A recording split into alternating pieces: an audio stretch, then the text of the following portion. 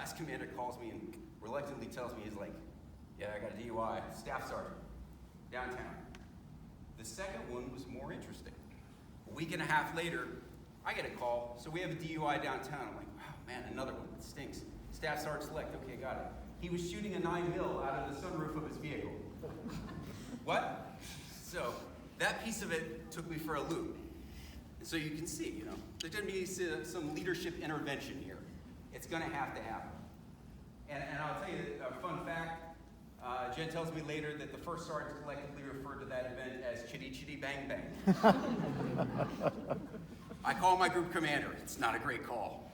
It's at 02 in the morning. I roll into the office at 0600. Now, all of my command team that's in place, they've all been notified.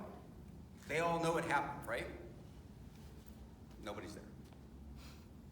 I roll in and there's nobody there. And then my phone's ringing. And it's the local police chief. That wasn't a great call either. But he's calling me as the senior law enforcement person on the installation. So it was a rough go of it. And as the senior NCOs roll in, I'm looking at them and I'm kind of going, hey, what's your plan? And they all look lost. For all intents and purposes, the folks that were in my command team didn't know what to do. And I might as well have been alone. I had a lot of good ideas, right? That's cool. But how are you going to execute? How are you going to do anything you need to do? That you know you need to do with this unit and bring out those great areas. So, by luck and chance, we got better. First, I got my Chief Master Sergeant in, Ami Masani. And when you think about command structure and where you are as a commander of a squadron, you're looking for a triad. That's what I would call it. You've got a first sergeant, you got the commander, and you got the chief, or the senior enlisted leader. And they've all got to be synced. And if they aren't, it's hard to turn anything or get anything done. So Chief Masani rolls in, I think, oh, this is a good sign. He knew what he was doing. But I get word that my first sergeant is about to move as well, which I'm thinking is, probably positive. So he's moving out, and I'm getting the wing staff's first sergeant. Now, I don't know anything about it. So the comptroller, I reach out to him because he was in charge of that unit, of that section, and he tells me a little bit about it. She drove a hard line. She set high standards, and she may have upset some people's feelings on wing staff. And I'm like, I am in. That is who I want. Please bring her to our squadron right away. Nothing more to say. And she rolled right in, and she rolled hard. And if she had ever asked me, and I don't know if she really did you ever really ask me, what should I do now? She just did it. I would have said, do whatever comes to mind. That's exactly what you need to do here in this unit. She saw the cracks, and she didn't flinch. None of it. And she turned a unit of 200 plus airmen in the right direction. And she was there with me the whole time. I didn't have any more 0600s where I showed up and nobody else was there. And nobody knew what to do. And nobody had a plan. Or nobody talked to airmen. It was huge. And we did a lot of stuff together. And there was a lot of work to be done. And it's hard to condense that all into a few sentences. But I'll tell you that we're there, child neglect cases, late at night. When we went out to Pool Post, as our first sergeant, she's out there with us, armed up, covering down for the flights. It was a huge case of leadership by example. And as we worked through those things, that was very important to me. That got us on the right track. But she had a knack. And that knack was, in particular, finding those airmen with unrealized potential in the unit and pushing them up front. And they were talented. And they helped turn that unit too. She didn't just come in as the first sergeant. She created a team that supported the whole mission that we were doing. And above and beyond, I think that's exactly what I would be looking for in any first sergeant. They drive change, they lead from the front, and they care deeply about the people that they lead. That's big for me. I will tell you that I didn't know how lucky I was. I didn't come out immediately, wow, it's the greatest first sergeant I've ever seen. I thought she was great. But I didn't know how lucky I was till probably started to turn. We did a command course together.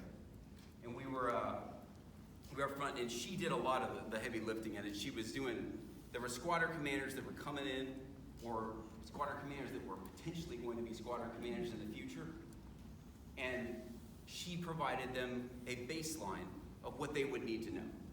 If you're going to be a squadron commander, here's a little how-to book on how to do it. We even did some demos. And I had one of the commanders come up to me later, and he said, he's like, hey man, if I'm ever a first sergeant, or if I'm ever a commander, I want a first sergeant that does that is as good as she is. Because she brought it home every day. I want to say thanks to Jason and Myra for letting us have it. It was huge, and I've seen your family in action, and I know what you bring. I know that bond that sustained it, that kept her going. So, Jen Nuy has been many things throughout her career, most of them weather-related. Yeah. Many of them joint as well. But in my heart, she'll always be my first sergeant, the sure, the one who takes care of us. Thank you so much for having me.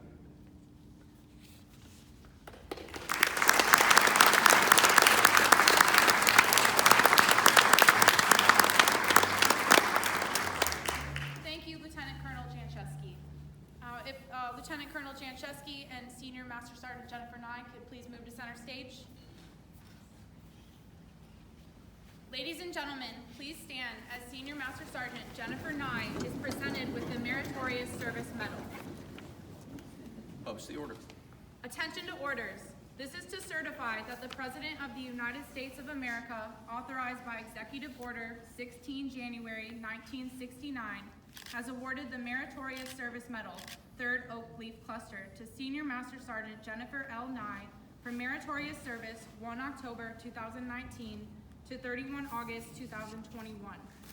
Senior Master Sergeant Jennifer L. Nuy distinguished herself in the performance of outstanding service to the United States as Manager, Army Weather Branch, Headquarters Air Combat Command, OLG, Fort Bragg, North Carolina.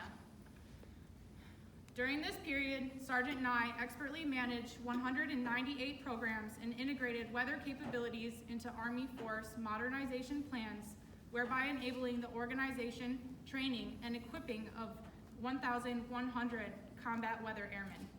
Specifically, she blended weather training into Army Senior Leadership course that resulted in 120 leaders being educated on 46 weather capabilities and utilizations. Additionally, Sergeant Nuy managed 26 training exercises, solidifying support to the Army and ensuring 85,000 soldiers were ready for contingency operations. Furthermore, she led the integration of weather information into the defense support of civil authorities' pandemic response, which was critical to positioning over 2,500 soldiers, providing life-saving support. Moreover, Sergeant Nuy drove a habitual alignment working group that identified requirements and devised a plan with 5 Air Force and Army commands that increased airman resiliency and met the Chief of Staff of the Air Force deployment to dwell target. Finally, her selfless actions saved the life of a gunshot victim and culminated in her receiving the Air Combat Command 2021 Vanguard Award for heroism. The singularly distinctive accomplishments of Sergeant Nuy culminate a distinguished career in the service of her country and reflect great credit upon herself and the United States Air Force.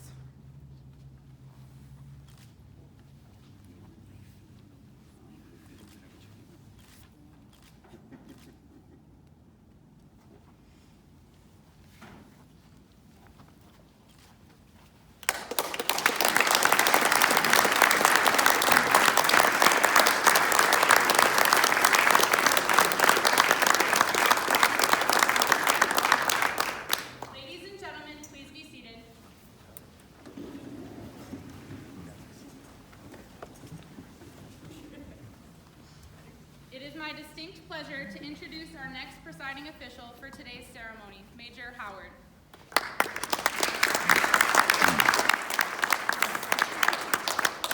All right, I am totally a behind the podium type of person, so you guys will have to bear with me. I'll try to project if I would burn some holes in the carpet up there if it were me. First, I have to start off by acknowledging Jason's faith. Throughout his entire career, you can see the blessings that the Lord has bestowed upon him and his family, and you can tell that there's been nothing but glory and grace that he has provided for Team Nuy. Also, would like to thank his wife Jennifer, his daughter Myra, his mother Sandy, his brother Corey, and his nephew Holden for the late nights, the missed anniversaries, the missed holidays, the missed birthdays, the nights where you spent wondering and worried about Jason. He couldn't have done nearly what he did if it wasn't for you guys by his side, and I know he gives you his extreme thank you. With that being said, Jason, here we go. We're ready to do this. 27 years. So when your mentor comes to you and asks you to provide their retirement speech, first you realize, oh man, I'm not a good public speaker. But second, you're like, all right, we're gonna do this. So almost nearly 30 years of service, Jason, in all his glory, for those of you who know him, hands me a stack of papers. It was about 50 papers. None of them were in order. Some were backwards, some were upside down. And he was like, here's my career brief. Let me know if you have any questions. Okay, Jason, thank you. I appreciate that. We'll work through this. Since then, I said earlier today in our event, I'm basically a member of the Nuy family. I just went ahead and inserted myself in. But he's become my brother, so I'm going to do my very best to kind of showcase his career along the way. He started off at Fort Hood, Texas, and one of the things that really jumped out there is I saw some themes throughout his reports, starting off mostly with being a very technical expert. He was very good at operations, and he translated that into training. And then you'll see as he got older in his career, he became a very solid leader and really cared about the airmen. That was always his focus, and he's always mentored them along the way. And so, starting off at Fort Hood, he helped his unit get to a successful, this is a Q1 rating, which probably only the old hats in the room know what that is. I certainly don't, but it was what I think is great for his first inspection. And then you'll see that he moves off to Korea, and it sounded like someone else spent some time in Korea, so maybe that's where the timelines link up. But while he was there, computers, not really the biggest thing. SWOs still struggle with getting their computers for their mission. But during a very dense fog event in Korea, Jason, always being the creative thinker that he is, thought outside the box and was like, I'm going to radio all my weather information back to the key leaders so that they're able to still make decisions. That's technology and ways of doing business that we still use today. From there, Jason went off to Tinker Air Force Base out in Oklahoma. Still crushing it as a solid technician and helping his team get good ratings on inspections. But one thing that really jumped out of his reports that I will absolutely read verbatim is from his flight chief at the time, Master Sergeant Schott, said, Senior Airman Nuy will assure success of the Air Force into the 21st century. And man, was that man right. He was probably the best forecaster in weather with 25 years positive lead time and no timing error. And yes, that's a weather joke. But yes, he hit the nail on the head. Jason's led the way. He's one of the few people in Air Force weather that I've never heard a bad word spoken about him, in which I termed him as Weather Jesus, because at the time we had Chief Wright, who was enlisted Jesus, and Jason, everyone knows him, everyone knows his smile, and everyone just likes him. So that's where he started getting his nickname from me. From there, Jason went to Germany with his newly minted Sergeant Nuy wife. And his deck commander there said that Jason was his top technical expert. And then his second deck commander there said Jason has the best mix of leadership and technical expertise that he's ever seen in a tech sergeant in his 13 years. His deck chief at the time says Jay epitomized the warrior leader. He is my top pick for the toughest jobs and recognized as a squadron-wide technical expert. So along the way, you can just see continued success where Jason was picked for the hard jobs and he absolutely delivered. From there, the Air Force said, how about we send you to Fort Bragg? And so he was like, sure, why not, let's go. The first year out of the gate there, he won the Lance P. Saigon Award. For those in the room who don't know, it's a pretty significant leadership award. But he was also named the #1 senior non-commissioned officer out of 190. From there, he took his expertise in evaluations and training, and he formulated Hook Echo, and it is an Army weather training event that was off-site in Florida, and it's a process that we are trying to get back to now in Army weather support. So light years ahead of his time, always thinking outside the box, and we're looping right back around to get after some of Jason's initiatives that he had when he was a junior NCO.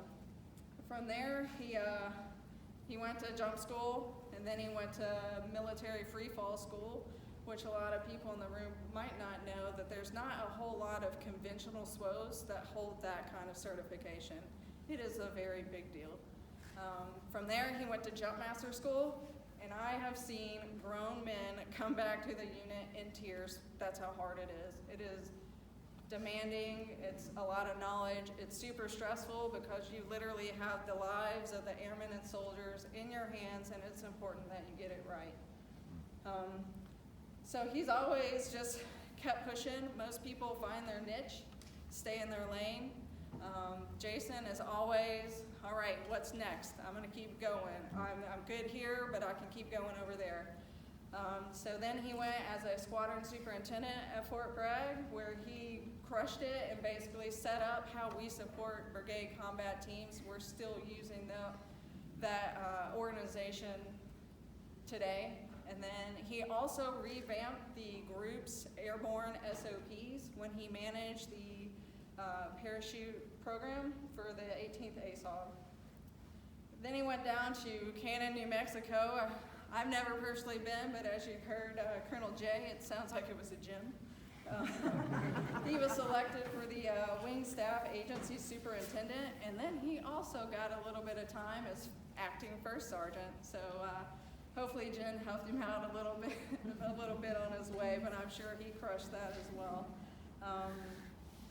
During his time at Cannon, he won the Air Force Special Operations Command Weather Senior NCO of the Year for 2013 and 2014.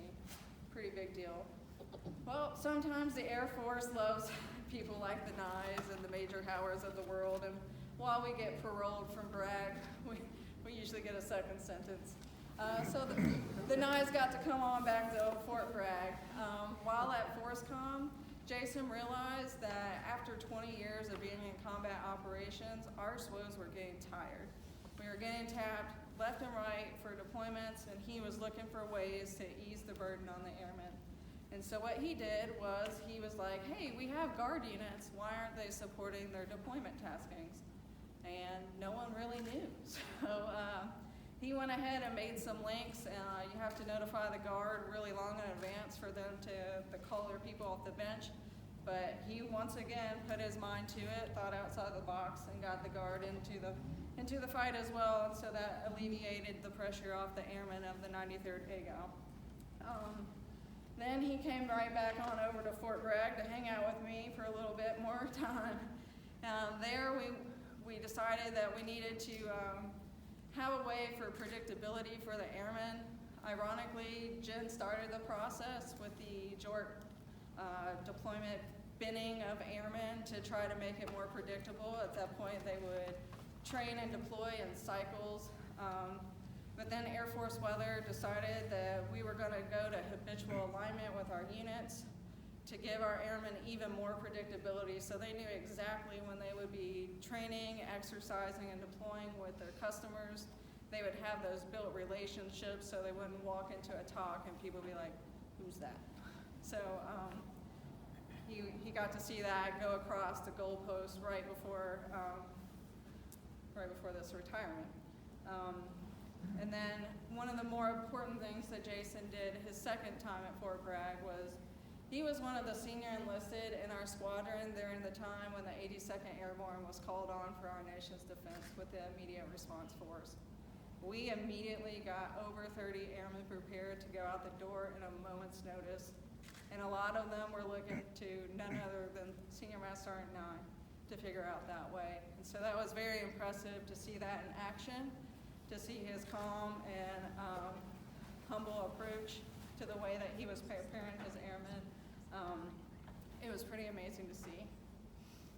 While Jason was in for his stint, he had 7 deployments. We'll tell you 5 of them were combat. 2 of them sounded like they were great bookends for a beginning and ending tour visiting Germany. But during his deployments, he did some very notable things. I have literally pages of accomplishments for Jason, so it was very hard to pick out the highlights. But of those, one of the most notable was some operations that he supported out of Fog Kalsu in Iraq. And then he and Jen both were members of Army Weather Support when very few of the SWOs got to do the convoy from Kuwait to Iraq. So they were very few people who actually saw direct combat as a SWO, and 2 of them are right here. They drove Humvees from Kuwait all the way up to Iraq. And at that time, surprisingly enough, Jason was trained on the M249 machine gun, and they had a SWO as their gunner. That's pretty awesome. Just wanted to throw those highlights out there.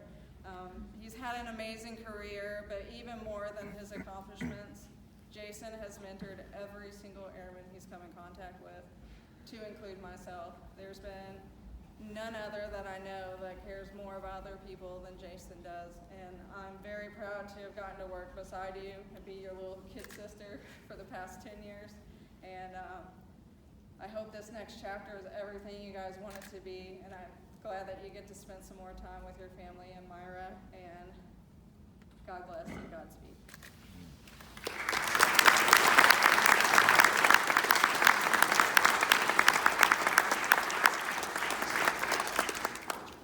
Thank you, Major Howard.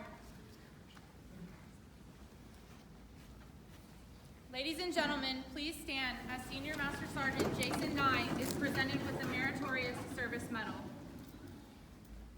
Major Howard will now publish the order. Publish the order.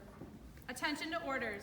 This is to certify that the President of the United States of America, authorized by Executive Order 16 January 1969, has awarded the Meritorious Service Medal, 4th Oak Leaf Cluster, to Senior Master Sergeant Jason J. Nuy for meritorious service 1 October 2019 to 30 September 2021. Senior Master Sergeant Jason J. Nuy distinguished himself in the performance of outstanding service to the United States as Squadron Superintendent, 18th Combat Weather Squadron, Fort Bragg Army Installation, North Carolina. During this period, Senior Master Sergeant Nuy served as the Squadron Superintendent, where he led the largest combat weather squadron in the Air Force, comprised of 296 total force airmen, including seven different Air Force specialty codes spanning across 10 geographically separated units. In this position, he worked directly with Headquarters Air Force and Air Combat Command to take on a 105% increase in technical school graduates to overcome movement restrictions due to COVID-19. Additionally, his efforts shaped the squadron's deployment model construct, enabling full unit type code, habitual alignment 10 months ahead of Headquarters Air Force timeline requirements, and enabled the squadron's first habitually aligned deployment in 2 decades.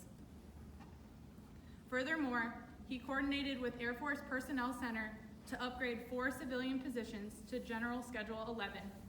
His steadfast efforts guaranteed technicians' pay was commensurate with those employed by the Federal Aviation Administration and the National Weather Service. Finally, Sergeant Nuy readied 30 airmen and deployed 3 teams in support of the first immediate response force activation in 30 years, deterring Iranian hostility. The singularly distinctive accomplishments of Sergeant Nuy culminate a distinguished career in the service of his country and reflect great credit upon himself and the United States Air Force.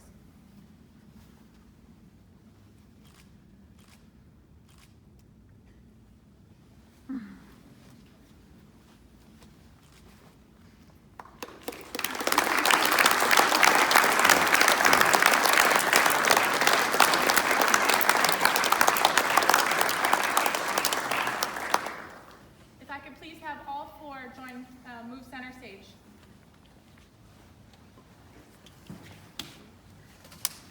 Ladies and gentlemen, please remain standing for the reading of the retirement order. Lieutenant Colonel Janszewski will now publish the order. Publish the order. Attention to orders. Senior Master Sergeant Jennifer Nuy, effective 6 August 2021. You are relieved from active duty, Air Combat Command, Operating Location G, Fort Bragg, North Carolina. Retired effective 1 September 2021 per AFI 36-3203. Publish the order. Attention to orders. Senior Master Sergeant Jason Nuy, effective 6 August 2021, you are relieved from active duty, 18th Combat Weather Squadron, Fort Bragg, North Carolina. Retired effective 1 October 2021 per AFI 36-3203.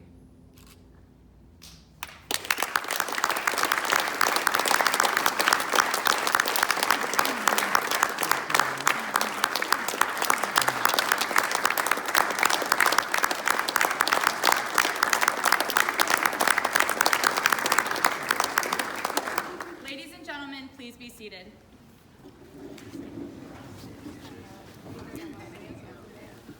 Senior Master Sergeants Jennifer and Jason Nuy will now be presented their certificates of retirement. Certificate of Retirement from the Armed Forces of the United States of America. This is to certify that Senior Master Sergeant Jennifer L. Nuy, having served faithfully and honorably, was retired from the United States Air Force on the first day of September 2021. Signed, Charles Q. Brown, Jr., Chief of Staff of the Air Force.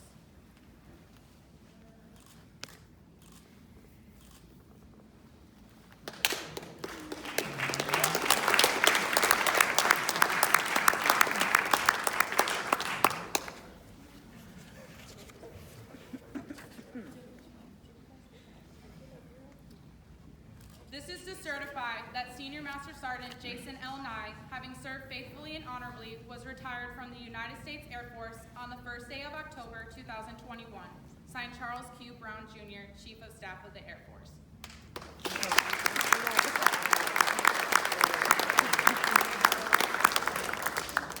Senior Master Sergeants Jennifer and Jason Nuy will now be presented their certificates of appreciation, with the first from the Commander-in-Chief. These certificates will be mailed to Senior Master Sergeants Jennifer and Senior Master Sergeant Jason Nuy once they are received by the new administration. But they read, Certificate of Appreciation from the Armed Forces of the United States of America. I extend to you both my personal thanks and the sincere appreciation of a grateful nation for your contribution of honorable service to our country. You have helped maintain the security of the nation during a critical time in its history with a devotion to duty and a spirit of sacrifice in keeping with the proud traditions of military service. Your commitment and dedication have been an inspiration for those who will follow in your footsteps, and for all Americans who join me today in saluting you for a job extremely well done. My best wishes to you both for happiness and success in the future. Signed, Joseph R. Biden, Commander-in-Chief.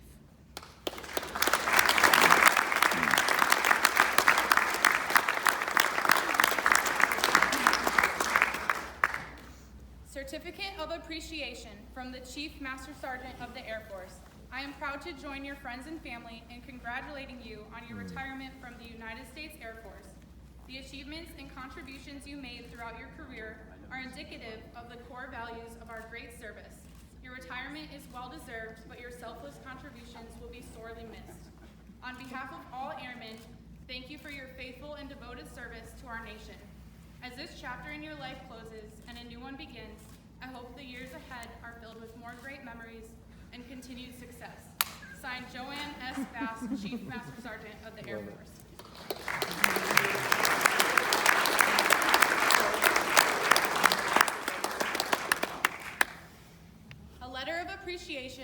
present to both Senior Master Sergeant Jennifer and Senior Master Sergeant Jason Nuy from the Commanding General, U.S. Army Forces Command.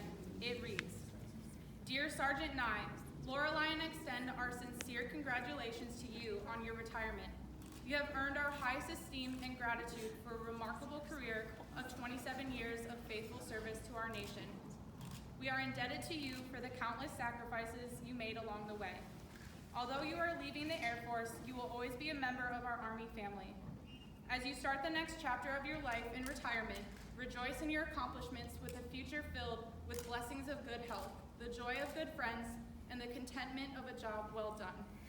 God bless you and your family as you begin a new journey in the days ahead. Sincerely, General Michael X. Garrett, Commander, U.S. Army Forces Command.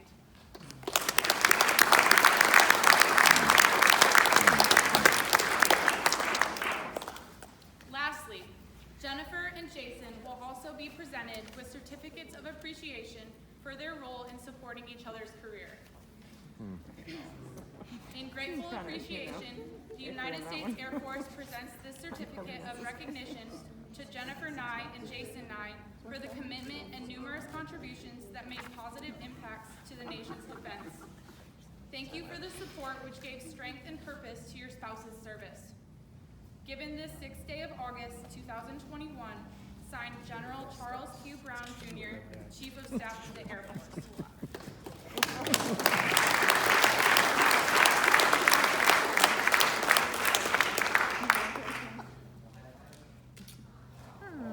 There you go. There we go.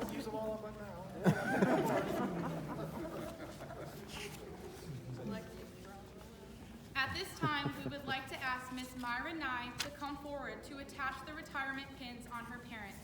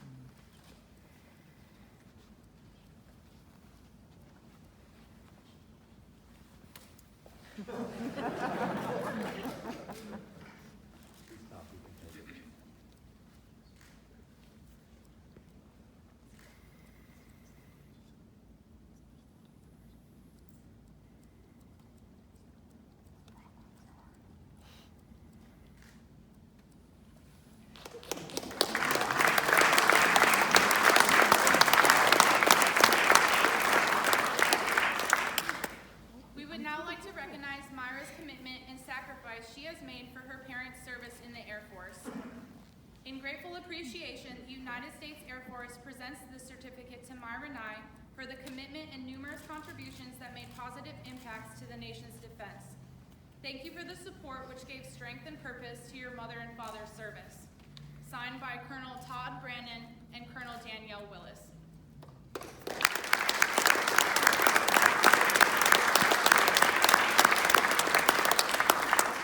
Thank you, Myra. You may now be seated. Done. Lieutenant Colonel Jan Shesky and Major Melissa Howard will now present their retirement shadow boxes.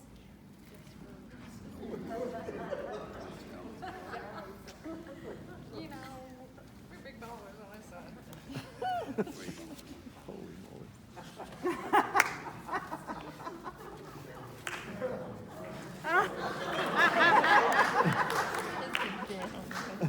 Tip mail.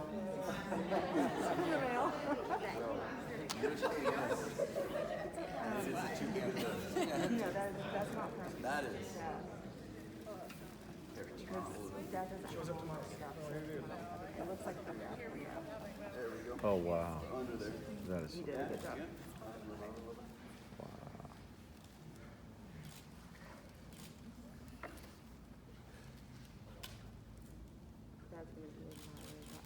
It's beautiful. Mine came in on time because my dad made it, so you know. Well done. You got it?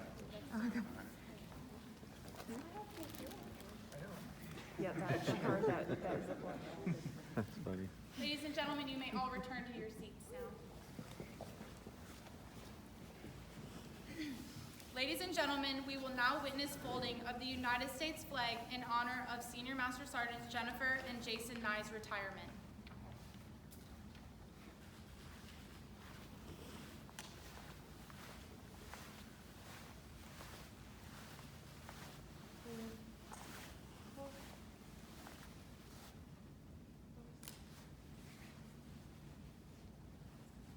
For more than 200 years, the American flag has been the symbol of our nation's unity, as well as a source of pride and inspiration for millions of citizens. Born on June 14, 1777, the Second Continental Congress determined that the flag of the United States be 13 stripes, alternating between 7 red and 6 white, and that the Union be 13 stars, white in a blue field representing a new constellation. Between 1777 and 1960, the shape and design of the flag evolved into the flag presented before you today. The 13 horizontal stripes represent the original 13 colonies, while the stars represent the 50 states of the Union. The colors of the flag are symbolic as well. Red symbolizes hardiness and valor. White signifies purity and innocence, and blue represents vigilance, perseverance, and justice. Traditionally, a symbol of liberty, the American flag has carried the message of freedom and inspired Americans both at home and abroad. In 1814, Francis Scott Key was so moved at seeing the stars and stripes waving after the British shelling of Baltimore's Fort McHenry that he wrote the words to the Star-Spangled Banner. In 1892, the flag inspired Francis Bellamy to write the Pledge of Allegiance, our most famous flag salute and patriotic oath. In July 1969, the American flag was flown in space when Neil Armstrong planted it on the surface of the moon. Today, our flag flies on constellations of Air Force satellites that circle our globe and on the fin flash of our aircraft in harm's way in every corner of the world. Indeed, it flies in the heart of every airman who serves our great nation. The sun never sets on our U.S. Air Force nor on the flag we so proudly cherish. Since 1776, no generation of Americans has been spared the responsibility of defending freedom. Today's airmen remain committed to preserving the freedom that others won for us, for generations to come. By displaying the flag and giving it a distinctive fold, we show respect to the flag and express our gratitude to those individuals who fought and continue to fight for freedom at home and abroad. Since the dawn of the 20th century, airmen have proudly flown the flag in every major conflict on lands and skies around the world. It is their responsibility and our responsibility to continue to protect and preserve the rights, privileges, and freedoms that we as Americans enjoy today. The United States flag represents who we are. It stands for the freedom we all share and the pride and patriotism we feel for our country. We cherish its legacy as a beacon of hope to one and all. Long may it wave.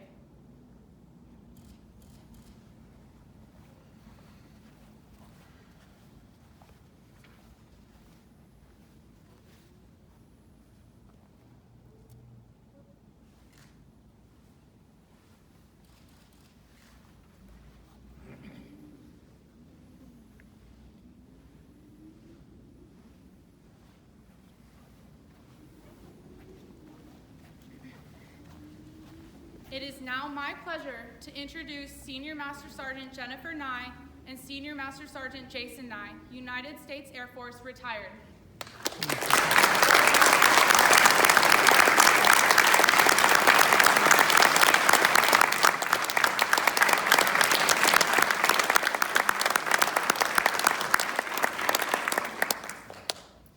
Senior Master Sergeants, you can come up and make any remarks that you have today.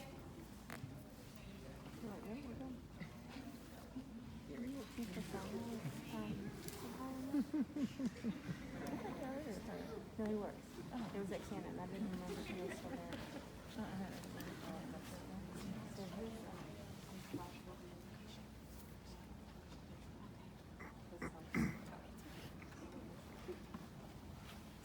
So before I do this, we kind of skipped over the invocation, so Dad, if you don't mind, praying real quick.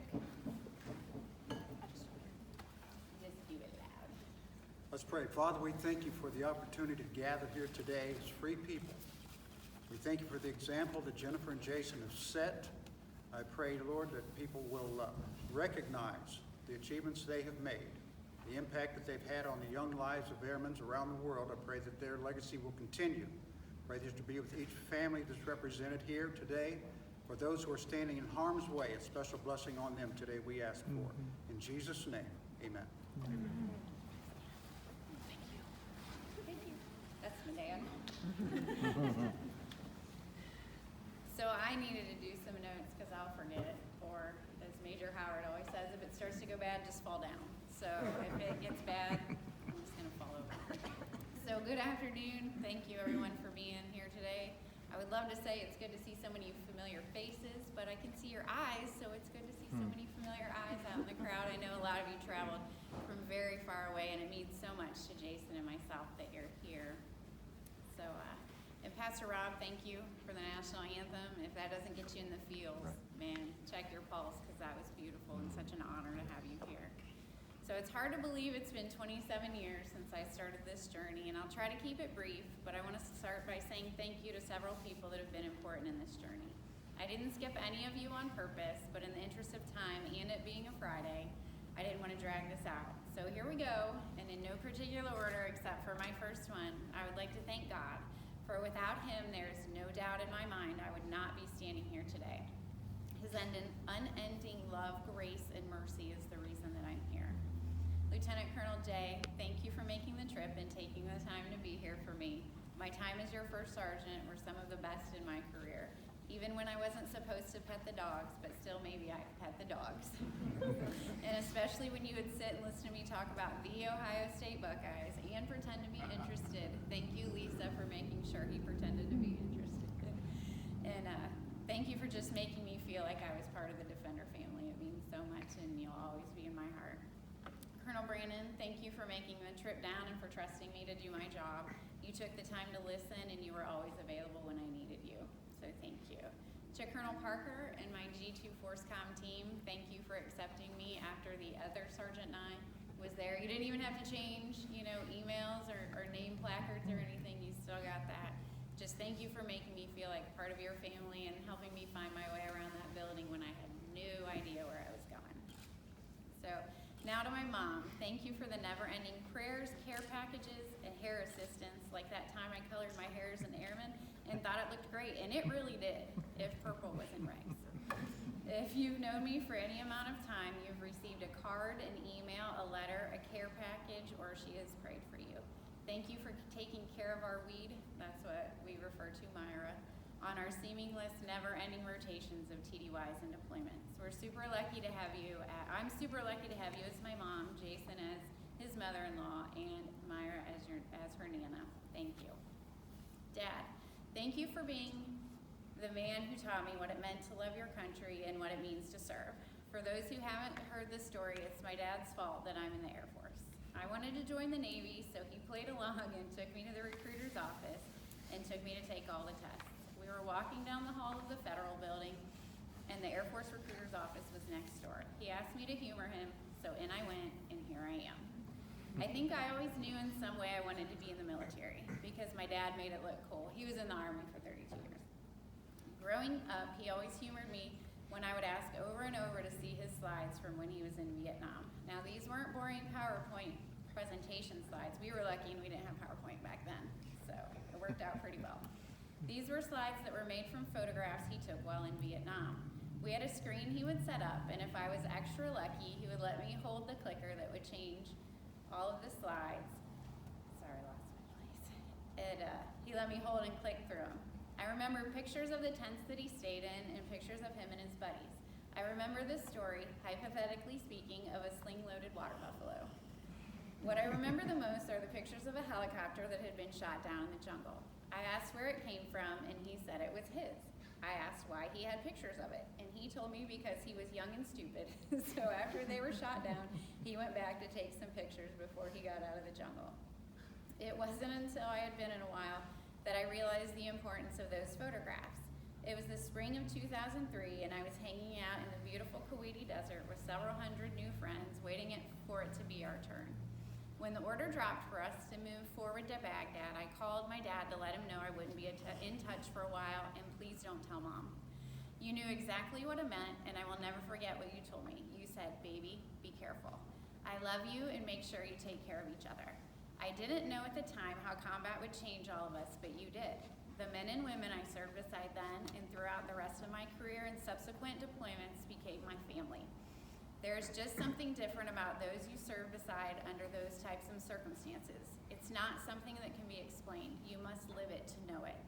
Thank you will never be enough for your 32 years of service to our country. I love you. Now to Jeremy, my big brother, who can't be here, but hopefully he figured out how to work the Book of Faces to watch this.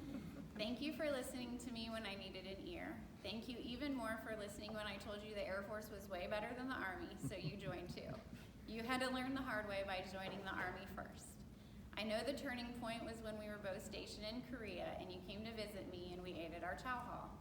You went to pick up your tray and several of us told you to leave it. You thought we were messing with you and thought for sure Sergeant Major was gonna pop out of the woodwork and yell. First of all, we don't have Sergeant Majors, so we don't have to worry about that. And second, we were serious. Back then, we had people who came by and took care of the trays for that. After that, your life was never the same, so you're welcome, and I love you. To my sweet baby girl, Myra, you are an amazing human being, and I'm lucky every single day to be your mom. The military is the only life that you've ever known, and you've handled it with such grace and perseverance. You've had both of your parents gone, sometimes at the same time and sometimes separately, and you've adjusted to every challenge. You've been supported with your hugs, thumbs up, good jobs, high fives, fist bumps, and the occasional, "Mom, calm down, it's fine." Thank you for being who you are. I love you. To Jason, my hottie and my best friend. Most people have heard the saying, if the military wanted you to have a husband or a wife, they would issue you one. Well, thank goodness they don't, because we know that the military always goes with the lowest bidder. And could you imagine that sift turning? Can I just take you back once I don't need you? Do they phase you out? Can I get an upgrade? How would that work?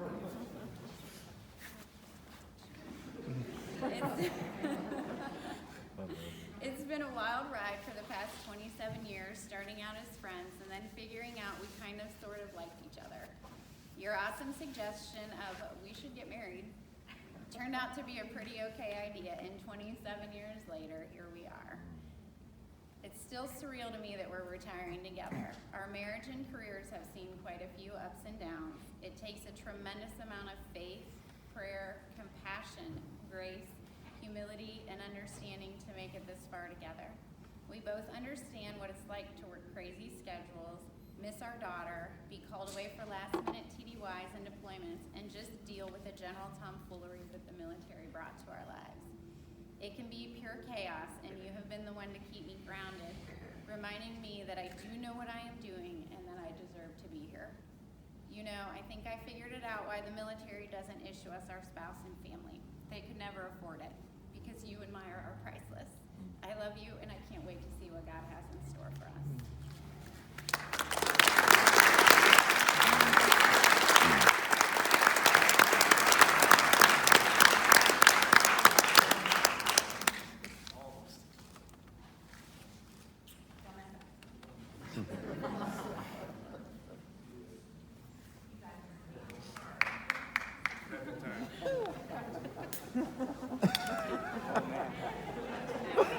It's Friday, I gotta get you guys out of here, all right?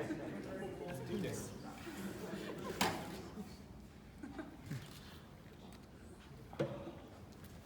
Sugar free. 13 pages, all right? That's all we got. Then we're done. All right. So many of you guys know, and gals, I never try to make things about me, but whoever's in the room. Today I'm kind of forced into a corner. I have to talk about myself, so I don't really like doing that, but I will make the sacrifice today. So yesterday during rehearsal, me and Major Howard and Jen were talking. I was like, all right, how are we going to do this? One of two ways. We can do it laughing, or we can do it crying. They both picked laughing, so we're trying to keep it as lighthearted as possible, because at some point in time I will break down, and hopefully it's at the end. So, try to keep it short. It is Friday. Get you guys home early. So the theme of my speech is thank you. It's going to be broken down into people, places, and things. There's a bunch of thank yous, so please bear with me. I'm going to start with the people in the room. First, I would like to get a round of applause for the people that put on this retirement ceremony today. So please.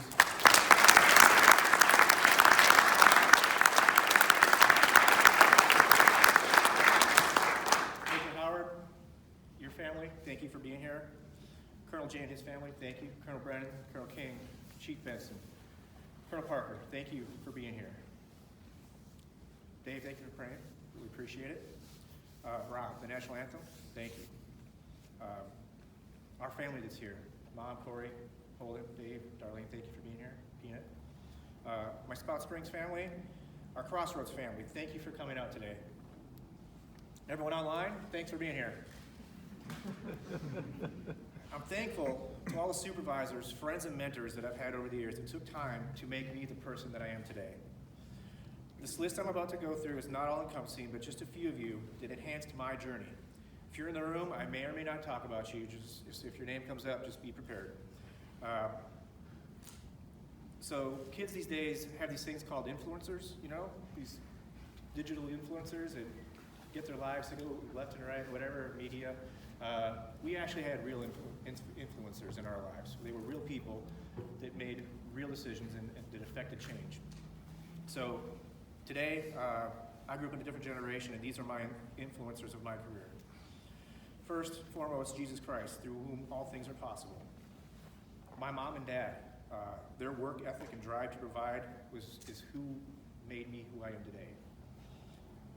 I know it drives people crazy sometimes when I'm going 100 miles per hour every day, nonstop, but that's where I got it from. Myra, for being the best daughter Dad could have. Chief Jacobs, Chief Vu, Major Pam DeFazio, Chief Jenkins, although he didn't say much, he had all the information in his head, you just had to pry it out of there. Major Zach Reinbold, Senior Master Sergeant retired Ken Vile, Senior Master Sergeant retired Davey Lewis, Master Sergeant retired Jim Bauman, Major Melissa Howard, RFL and Jess. Chris Withrow, he was my first roommate at Fort Hood. It taught me a lot about myself and what I didn't know about the world. Being a 19-year-old kid from Minnesota, where it's the whitest white place in the world where I grew up, and Chris was from Atlanta. So we taught each other a lot about cultures that we both came from. It was very enlightening. It set me up for the rest of my career. So Chris died 5 years ago, had a stroke at the age of 37, so he's no longer with us, but he started off my Air Force career the right direction. So Master Sergeant Logan English, Major Rob Curry, Lieutenant Colonel LeCompte. I don't know what her real last name is now, but I just call her, she was always Chandra. So Lieutenant Colonel Dave Mack, I already talked about you today. What a great man you are, a great leader for the squadron. So I won't go any further into detail on that one. So two best friends that a guy could ask for, Senior Master Sergeant retired Mike Wimmer and Master Sergeant retired John Gaona.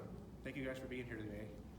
Your walks with me, your talks with me got me through a lot of things, and I'm here today because of you two. Appreciate it. Last and most important, Jen. I don't know where to start with you, Jen, but you know me, if I get squirreled in about 2 minutes, just give me a little signal, or just fall on your chair, send me a text, let me know when I can be done, all right? So, I wouldn't be here without Jen. That's a true story.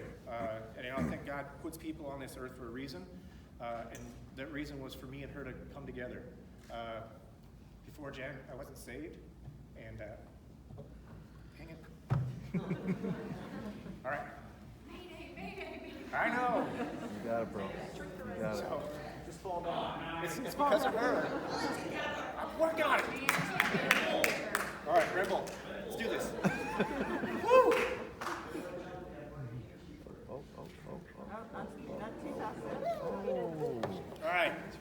All right. No eye contact? All right. So before I met Jen, I wasn't saved, you know, and it was because of us coming together in our journey through Christ that I was able to get saved. And it was 2003. So thank you. For whatever happened, God did it. He always does it. So You're my rock. There's no way I would have got to where I'm at today without you, your guidance, your mentorship, you being a wife, your motherhood. Seriously, it's like I wouldn't exist in this capacity without you. So I just want to say thank you for all the things that you've done for me as my wife. So thank you. All right. That finishes up the 20 plus years we've been together. Thank you. So that finishes up the people portion of this thing. I'm now going to go on to places and things.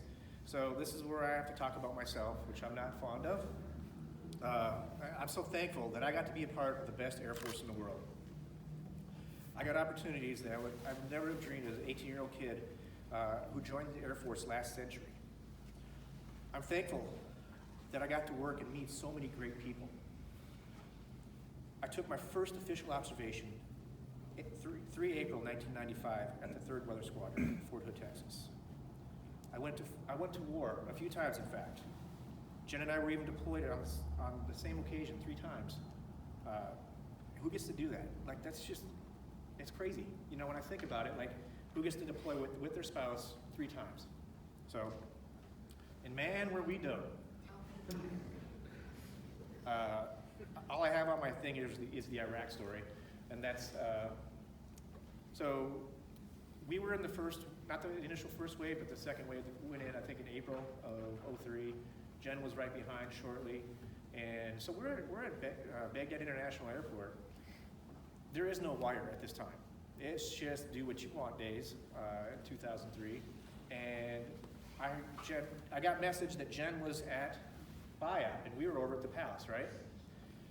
So what does Dum Dum do? Hop on the soft side of the Humvee, drive my happy butt over to BIAP. No one else, just myself. Drove 5 miles across Iraq, Baghdad, just because I know Jen's over there. All right, so there's only like one Air Force women's tent. So I'm like, I'm literally just poking my head in tents. And I found her, and we got to embrace each other, so that was good. So you're laughing at me. She did the exact same thing the next day. So don't just laugh at me. So don't do that. Just don't. It's a bad idea. All right. So out of my 7 deployments, I'll use quotes because 2 of them were really bougie. I have 2 highlights, and one was which one Major Howard kind of already hit on. It's surreal to me that I was a weather guy with a 249 on top of a vehicle on a convoy. So that stuff does happen. So when we talk about, I'm trying to stay out of the mentorship stuff, but so when we do the training we do, it's for a reason, you know? Because you never know when you're gonna be in a situation where you have to be the 249 gunner. It happens. Other story, I think it's probably one of the best things that I had in my career that I got to do. So it's 2010, I'm in Afghanistan, and we're getting our butts handed to us by the Taliban. We're losing soldiers left and right. So, has anyone heard of the Korengal outpost? All right, so we're getting our butts handed to us. We're medevacs every day up to the Korengal. So I forward deployed up to Fob Blessing, and because it was right down the street from the Korengal, and the plan was to retrograde and pull everything out of the COP. So for this mission, I forward deployed for 10 days. I was the lead SWO for this mission.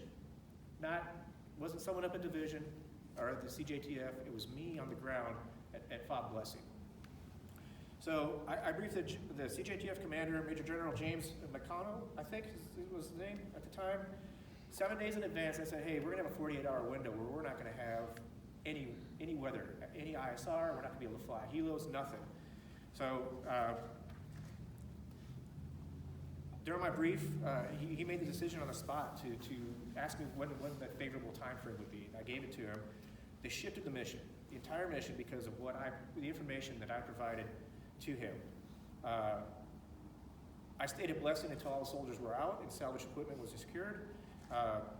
If you have time, watch the movie Restrepo. It's a documentary about what happened. But just for you airmen in the room, like, what you say matters. People make decisions, life and death decisions on what you say. It matters. What we do matters. Don't think you're just the weather guy or the weather gal. What we do matters. All right, airborne, got a quick story. So when I initially came into the Air Force in 1994, the MEPS guy, right? I'm like, hey, I want a job where I'm physically and mentally challenged. Guy's like, oh, got a job for you. He reads me this little description. It's basically the combat weather, airborne combat weather. He's like, oh, you'll be with the Army, you're gonna jump on planes, you're gonna do this, that, and the other. I'm like, sign me up, bud. So, because I'm 18, that's, you don't know anything about the military, sign me up, bud. So I signed up to be a combat weather, or a weather guy, so there's no combat weather thing back then. It was, you were weather, and then you could go do Army weather support, kind of like it is today. So I'm at tech school. There's supposed to be a gray beret running around there someplace. I didn't see him ever. So it wasn't until 2003 when I met now retired Chief Bruce Perkins, BP, that he basically pulled the strings and got me where I needed to be to get that lovely assignment back to Fort Bragg, or to Fort Bragg the first time. So, and I did get to jump on planes, a lot, 130 times to be exact. Graduated JM school. I was able to pull 30 duties with the unit. I got to go to Indonesia with John. For those that don't know, or whoever, if you haven't jumped with a foreign country, they literally throw the people out of the airplane. These guys are scared out of their mind, eyes closed, 4 jump masters literally chucking them out the plane. Blew my mind. So, and another thing I got to do, during my time in AFSOC weather, I was blessed to be in a unit that was routinely responsible for taking out the United States or the world's #1 targets over and over again. So it was different to see things from a different perspective, and that was awesome. We both got higher tenure extensions. Who does that happen to? Thanks, COVID. All right, I'm getting close. So I'm thankful that I'm leaving without any regrets. I'm thankful that I was able to do almost every job at the Mighty 1-8 and top it off. I was able to sit in the superintendent seat for the last year, which was my dream job. Chief stripes or not, I got to do it. I know that the 18th is a great place right now. It has phenomenal airmen that walk the halls and will continue its traditions. To the airmen in the audience, have fun. Today's Air Force is the best it's ever been, and my work here is done. It's your turn now. I'm passing you the baton to take it to the next level. For the combat weather personnel, use the resources that are available to you. You have things today that were never afforded to us as airmen. Don't waste it. If you need help, say something. Have fun. Work is easier with a smile on your face. Everyone is replaceable. Train your replacement from day one. Always have a wingman. Always be a wingman. Know the difference between urgent and important. Know your boss's priorities. Know your boss's job and take stuff off his plate or her plate. Every airman has a different size plate. Know when your airman's plate is full. Work-life balance is important. If you don't know what that means, it'll be too late when you figure it out. It's okay to serve your country for 4, 6, or 10 years and punch. Guess what? You did more than anybody else did. Be proud. This is what we do. It's not who we are. The workload never gets smaller. Leave work on time and leave the work at work. You don't have to do everything. Delegate when the position allows. If you do it all, you rob your airmen of opportunities. Always try to make it better. And by it, I mean everything. Ask why. Push yourself. Push everyone. Everyone is different. Find everyone's carrot on the stick. Your rock stars will require more effort and challenge. Your rock stars love to be challenged. Finally, this is a real final. Here are some quotes and quips and sayings that helped me along the way throughout my career. With all due respect, Geneva Conventions, which, by the way, still doesn't get you out of saying whatever you want to say. Master Sergeant retired John Gaota. Mess around and find out. Except it's not mess around. Major Howard. Double hula. Senior Master Sergeant Retired Davey Lewis. Build your resume. Chief Vu. What he meant by this is get all the training you can out of the Air Force. Empower your airmen to fail. Master Sergeant Nate Wesley. Do you want to be an operator or do you want to be a leader of operators? Chief Master Sergeant Retired Mark Lutz. If you're going to mess it up and fast forward. That was mine. I use other language sometimes though. Because my name is on the mailbox. Chief Master Sergeant Number 5, Robert Gaylor. You never walk over a piece of trash. General Michael Garrett. I'm going to need you to get out of my office and come back when you can stop crying and regain your composure. Senior Master Sergeant Retired Mike Wimmer. Love one another as I have loved you, so you must love one another. Jesus Christ in John 13:34. And you know it's important because he said it again in John 15:12. You got this, Jay. Sandy Nye, September 1994. Last one. I love you. Jennifer Nuy. For 7,475 days in a row since we were married. That's it, folks. Have a great weekend.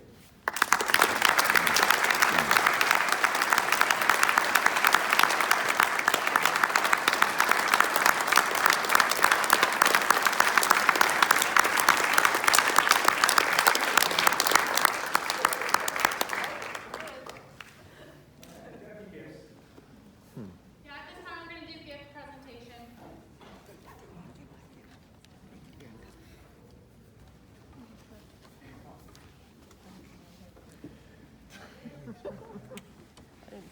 I asked her Peanut if she wanted flowers, and she said no, so I can get her flowers. Because a girl knows what she wants. And what does a girl want? She wants shoes.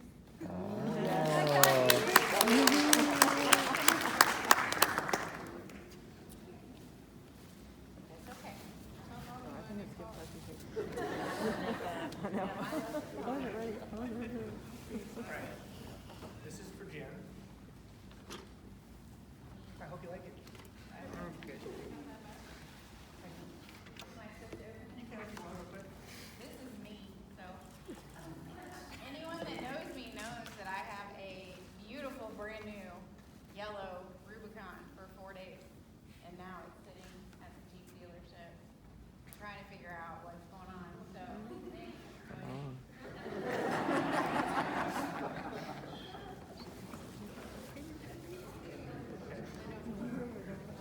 Thanks. So anyone that has seen Jason walking around Squadron knows that he always has Powerade. So I got him a pack of Powerade. He didn't want flowers either. And then he has a big chunker Jeep, so I got him Jeep cards because, you know, it's love.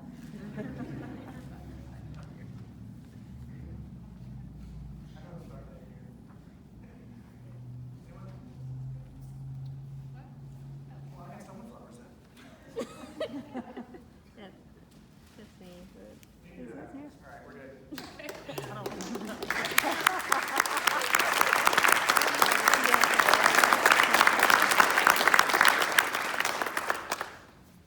Ladies and gentlemen, this concludes today's ceremony. Please stand for the singing of the Air Force song and remain standing for the departure of the official party.